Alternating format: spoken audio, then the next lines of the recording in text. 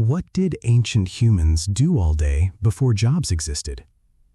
Imagine waking up tomorrow with no alarm clock, no office, no school, no emails waiting for you, no boss asking where you are, no commute, and no paycheck at the end of the month. For most of us, that sounds almost impossible. But for the vast majority of human history, something like this was normal. For thousands upon thousands of years, humans lived without modern jobs, careers, companies, or working hours. So what did they actually do all day? Did they spend most of their time hunting? Did they sit around telling stories? Did they work less than we do? Or was ancient life actually a non-stop struggle for survival? The real answer is more interesting than any of these simple explanations. Because ancient humans didn't have jobs in the modern sense, but they absolutely had work. And their daily lives were built around something much more important than a career: survival. To understand ancient life, we have to forget the way we organize time today. Modern people divide the day into neat sections: work from 9 to 5, lunch at noon, dinner in the evening, sleep at night. Ancient humans didn't live according to a clock. They lived according to sunlight, weather, seasons, hunger, animals, plants, and the needs of their community. A person might wake shortly before sunrise. The first question wasn't, "What do I want to accomplish today?" It was, "What does the group need today?" Maybe water was running low. Maybe the weather was changing. Maybe someone had discovered ripe berries nearby. Maybe hunters had spotted animal tracks. Maybe firewood needed collecting. Maybe an injured person needed help. The day's activities could change completely depending on circumstances. There was no weekly schedule pinned to a wall. Nature was the schedule. One of the biggest misconceptions about ancient humans is that everyone spent every waking hour hunting. That's not quite how it worked. Human communities used many different strategies to find food. They gathered fruits, nuts, seeds, roots, tubers, honey, eggs, shellfish, and edible plants. They hunted animals when opportunities appeared. They also collected insects and other small sources of food. And they learned which foods were available during different seasons. This required an enormous amount of knowledge. Imagine walking through a forest and seeing hundreds of different plants. To you, they might all look similar. To an experienced hunter-gatherer, they could tell completely different stories. One plant might be nutritious. Another could make you sick. Another might be useful for medicine. Another might provide strong fibers for making rope. Survival depended on remembering these details. So gathering food wasn't simply picking berries. It was a form of environmental expertise passed from generation to generation. Hunting is probably the activity most people imagine when they picture prehistoric humans. A group of hunters moving silently through a forest, spears in their hands, tracking a giant animal, and eventually bringing it home. Sometimes that happened, but successful hunting wasn't guaranteed. An animal could escape, the tracks could disappear, the weather could change, a hunter could get injured, a dangerous animal could turn the tables. Because of this uncertainty, humans needed many different ways to obtain food. And when hunting was successful, the work didn't end with the kill. The animal had to be transported, processed, butchered, cooked, and preserved. The useful parts had to be separated. Meat could become food. Bones could become tools. Hides could become clothing or shelter materials. Tendons could become cordage.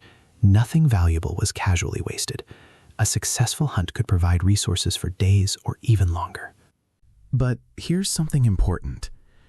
When we imagine ancient humans, we often focus on dramatic activities: hunting, fishing, exploring, fighting.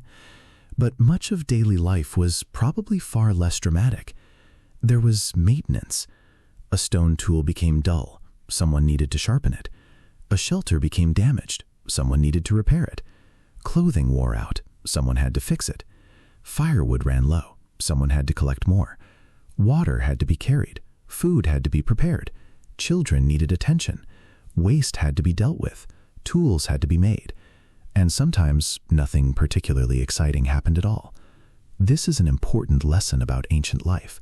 Much of human history was ordinary, just like today. Children didn't necessarily spend their entire day doing nothing. In many traditional societies, children learned by watching adults and gradually participating in everyday activities. The young child might begin by following older members of the group. They watched how plants were identified, how tools were made, how animals were tracked, how food was prepared, how fires were maintained, how shelters were built. Eventually, they began helping. This was education without classrooms. No textbooks, no standardized tests, no report cards. Instead, knowledge was embedded in everyday life. A child learned because learning was necessary, and mistakes could sometimes have serious consequences. Knowing which plants to eat wasn't just an interesting fact. It could mean the difference between nourishment and poisoning. Knowing how to make a reliable tool wasn't just a hobby. It could make everyday survival easier. And then there was something modern people sometimes forget. Humans are social animals. Ancient humans didn't live as isolated individuals. They lived in groups. That meant conversation, cooperation, conflict, friendship, family relationships, storytelling, teaching, games, rituals, and probably plenty of laughter. We don't have recordings of prehistoric conversations, but we can infer something important from human evolution. Communication was extremely valuable. Imagine spending years learning where water could be found, where animals migrated, which plants appeared during different seasons, where neighboring groups lived, which places were dangerous. That information could be shared. Stories could preserve memories. Knowledge could travel from one generation to another. And social bonds could help a community survive difficult periods. In other words, talking wasn't necessarily doing nothing. Information itself was a survival resource. Now we reach the most interesting question. Did ancient humans actually have free time? The answer appears to be yes. Archaeologists have discovered evidence of activities that weren't directly about obtaining food. People made ornaments. They decorated objects. They created paintings. They carved figures. They played with materials.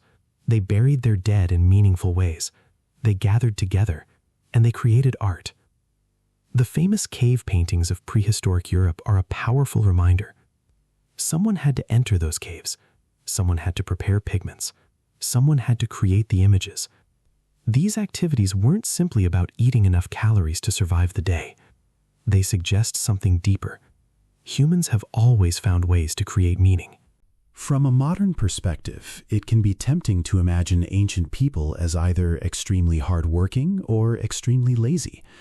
But those categories don't fit very well. An ancient person might spend several hours gathering food, then spend time processing it, then repair tools, then care for children, then collect firewood, then socialize, then prepare for the next day. Their work wasn't concentrated into one official block called the job. It was distributed throughout the day, and it changed with the seasons. During one part of the year, certain foods might be abundant. During another, people might need to travel farther. Weather could completely change the routine. So the ancient equivalent of a work schedule was flexible. Nature determined the workload. When the sun disappeared, the day wasn't necessarily over. Fire changed everything. Around a fire, people could cook. They could stay warm. They could make tools. And they could socialize. Night may have provided an important opportunity for storytelling and teaching. Imagine sitting beside a fire while an older member of the community tells a story. Perhaps it explains where the group came from. Perhaps it warns children about a dangerous place. Perhaps it describes an animal migration route. Perhaps it is simply a story meant to entertain. There was no television, no internet, no smartphone. But humans still needed entertainment, and storytelling may be one of the oldest forms of entertainment we have. So let's return to our original question. What did ancient humans do all day before jobs existed? They gathered food. They hunted. They fished. They collected water and firewood. They made and repaired tools. They prepared food. They built and maintained shelters. They cared for children. They helped injured or elderly members of their communities. They taught. They learned. They traveled. They traded or exchanged resources. They socialized. They told stories. They made art. They rested. And sometimes, they simply did nothing important. And perhaps that's the biggest difference between ancient life and modern life. Ancient humans didn't have careers, but they had responsibilities. They didn't have weekends in the modern sense, but they had periods of rest. They didn't have classrooms, but they had education. They didn't have entertainment industries, but they had stories, games, music, art, and community. And they didn't have a clock telling them when the workday ended. The environment did. There's another important point. We should be careful about imagining all ancient humans lived the same way. Human societies changed dramatically across time and geography. A hunter-gatherer living in Ice Age Europe had a very different life from someone living in a tropical environment. A coastal community had different opportunities from people living far inland. And once agriculture appeared, daily routines changed again. Farming introduced new forms of labor. People began spending more time planting, tending, harvesting, storing, and protecting crops. Villages became more permanent. Food surpluses became possible. And eventually, societies became more complex. Some people could specialize. Potters, metalworkers, builders, traders, soldiers, priests, administrators. For the first time, something closer to a recognizable occupation became common. But that transformation took thousands of years. For most of our species' existence, humans lived in much smaller communities, with daily routines centered directly around survival and social life. Today, many people measure life in hours. How many hours did you work? How long was your commute? How much vacation did you get? How many hours did you sleep? Ancient humans measured life differently. They watched the sun. They watched the seasons. They watched the animals. They watched the plants. And they watched one another. Their lives weren't necessarily easy. Disease, injury, hunger, predators, conflict, and harsh weather could make survival extremely difficult. But their lives also remind us that the human experience has never been only about employment. Long before offices and factories, humans were already doing the things that define us. Learning, teaching, creating, cooperating, arguing, loving, exploring, telling stories, and trying to understand the world around them. The job came much later. The human day came first. And perhaps the strangest thing about ancient life isn't that people didn't have jobs.